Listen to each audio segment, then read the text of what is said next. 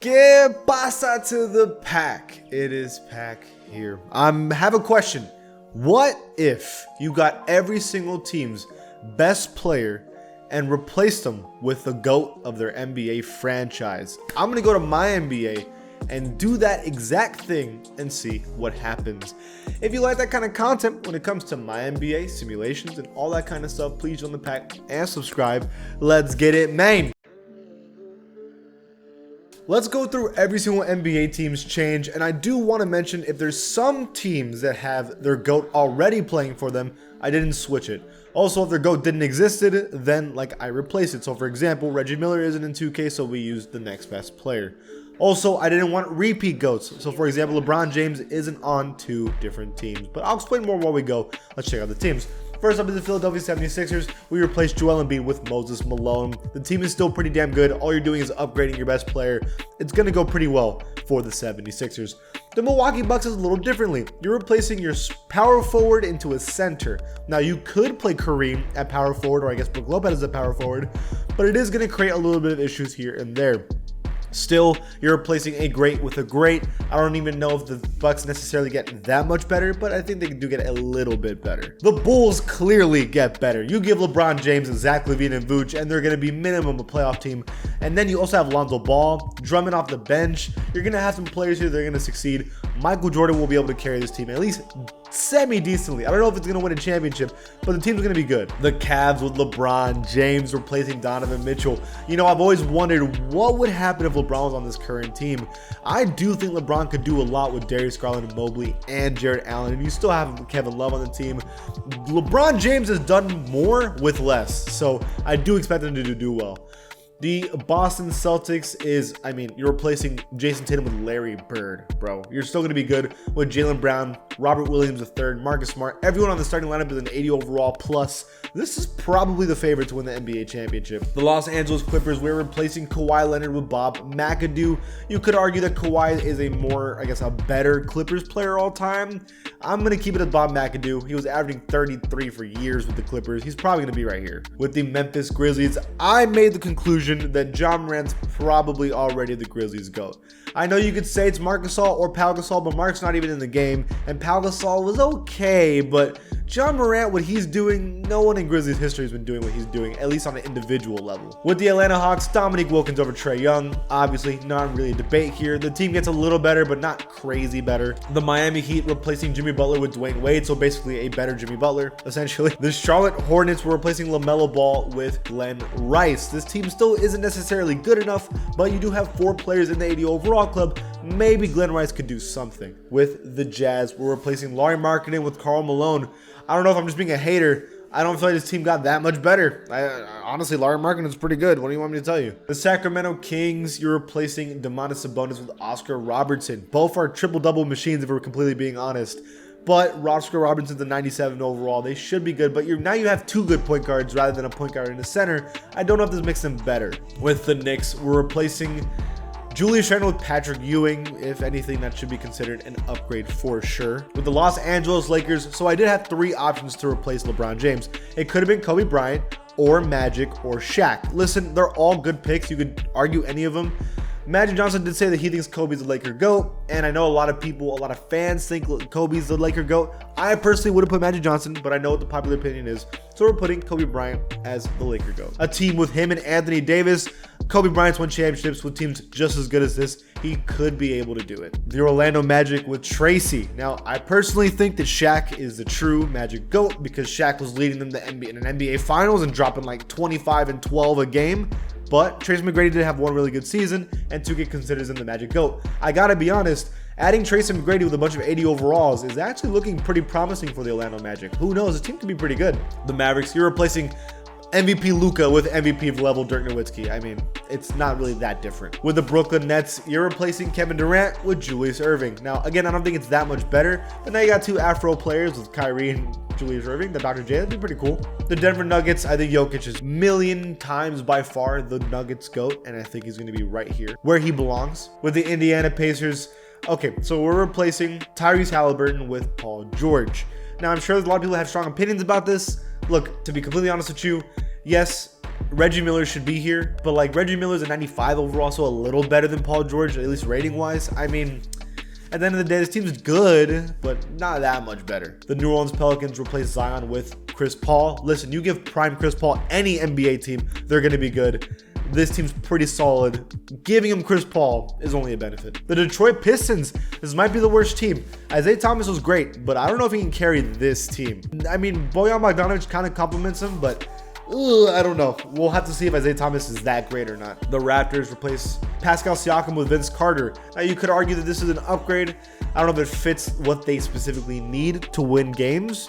Also, you could argue it's Kawhi, but even though Kawhi won one championship in one season, I do think Vince Carter is considered the all-time GOAT for the team. For the Houston Rockets, we have the Hakeem team with Alperen Sengun and Kevin Porter Jr.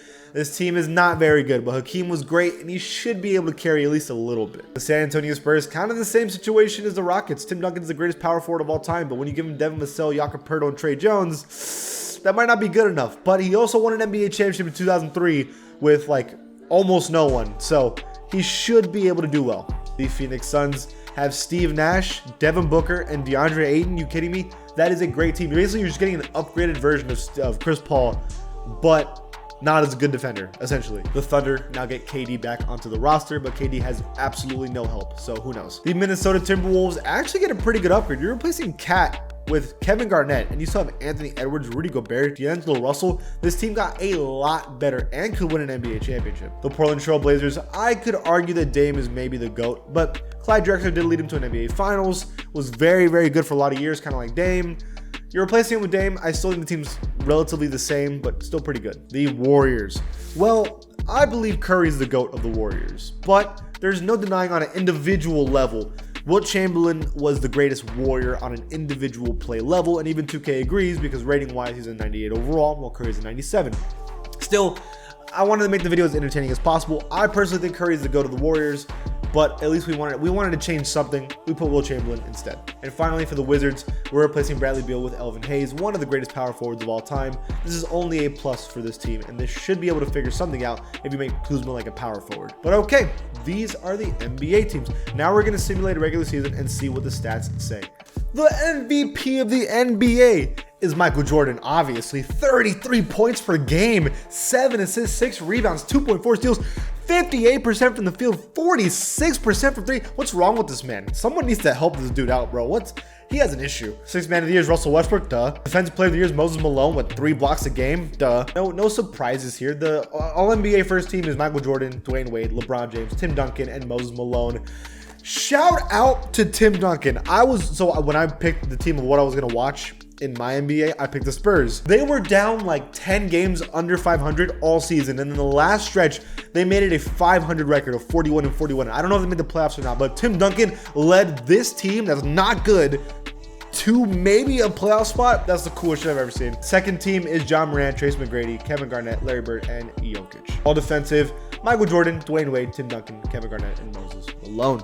Let's look at the stats and then the NBA standings. Most points per game was Michael Jordan with 33, John Morant 32, Vince Carter 31, and Tracy 31. A lot of guys are dropping 30-point per game seasons. Are you kidding me? When it came to assists, Steve Nash was averaging almost 13. When it came to rebounds, Moses Malone was averaging almost 16. Steals was Dwayne Wade with 2.5, and then blocks was Moses Malone with 2.9. When it came to the NBA standings, what did I say about the Timberwolves, bro? The best team in the Western Conference with a 50 record. The Kings were right there. That's actually a big surprise to me with Oscar Robertson. Hakeem carrying the Rockets. You kidding me? Clippers are pretty good. Blazers are pretty good. Warriors are, of course, good. Pelicans are solid. I apologize to Karl Malone. Apparently, he's good enough. Spurs make the play-in, and the Suns barely make it. So Kobe is not able to lead the Lakers to a playoff spot. John Morant actually falls off with the Grizzlies, and Dirk is not able to lead the Mavericks to the playoffs. Therefore, Luka's better, confirmed. When it comes to the Eastern Conference, a surprise, Michael Jordan is in the best record of the NBA, 58 wins. The Philadelphia 76ers with Moses Malone are also very good. Celtics with Larry Bird are good. Bucks with Kareem are good. Man, the East is stacked. Vince Carter has a good record with the Raptors. Dwayne Wade, Patrick Ewing, LeBron James actually only barely makes a play-in. Tracy leads into a play-in, and Dominique leads into a play-in. So that means that Paul George, Julius Erving, Dr. J can't make it. And then Isaiah Thomas has a worse record in the NBA. Absolutely, because that team's pretty bad, to be fair.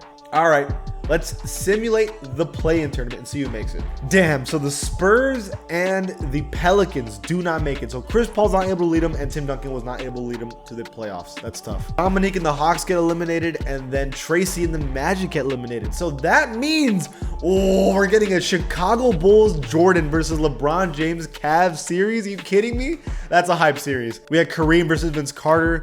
We get Larry Bird versus Dwayne. We get Moses Malone versus Patrick Ewing. Oscar Robertson versus Karl Malone. We get Will Chamberlain versus Hakeem. We get Clyde versus Bob McAdoo, and then the stacked Timberwolves versus a Steve Nash Suns. Let's see what happens. In 7 games, LeBron beats Michael Jordan in the first round. Okay, confirmed. LeBron's a GOAT. With that team, wow. The AC beats the first seed. Michael Jordan's not clutch. That's crazy. Kareem ends up making the next round. Moses Malone beats Patrick Ewing. Larry Bird leads the Celtics team to the second round. Oscar Robertson getting up there with the Kings with Hakeem. That means the Warriors lost. That's crazy. And then Bob McAdoo makes it ahead of the Blazers, and the Timberwolves make it easily to the next round. Okay, let's see how this one goes. Damn, LeBron sweeps the Milwaukee Bucks and makes it to the conference finals against Moses Malone and the 76ers with James Harden. Damn, okay, LeBron. And then Hakeem with nobody makes it to the conference finals against Bob McAdoo and Paul George. Okay, let's see how this goes. Damn, LeBron barely squeaks by in 7 games against Moses Malone and James Harden to the NBA Finals. And Hakeem is on a tear, bro, carrying the Rockets into the NBA Finals. Bro, a Hakeem Rockets of like what? Kevin Porter Jr. and then like LeBron and a good Cavs team. Who wins? This should be obvious. Let's see what happens. LeBron sweeps. Bro, this is probably the greatest run of all time. LeBron beats Michael Jordan in 7 games. Beats Kareem in 4. Beats Moses Malone and James Harden in 7. And then sweeps Hakeem to win an NBA championship. My bad. LeBron James, you're the greatest player of all time, bro. I apologize. Well, damn. So that's what happens. If LeBron James replaced Donovan Mitchell right now, he would win an NBA championship, according to 2K. What do you guys think? Leave it in the comments below. And if you like this channel, please give it a sub. I'll see you guys next time.